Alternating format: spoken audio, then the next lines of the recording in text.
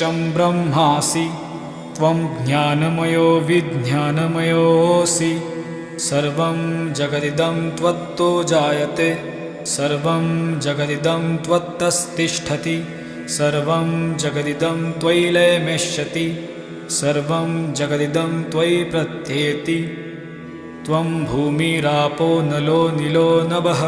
त्वं चत्वारि वाक्पदानि त्वं गुणत्रयातीतः त्वमवस्थात्रयातीतः त्वं देहत्रयातीतः त्वं कालत्रयातीतः त्वं मूलाधारस्थितोऽसि नित्यं त्वं शक्तित्रयात्मकः त्वां योगिनो ध्यायन्ति नित्यं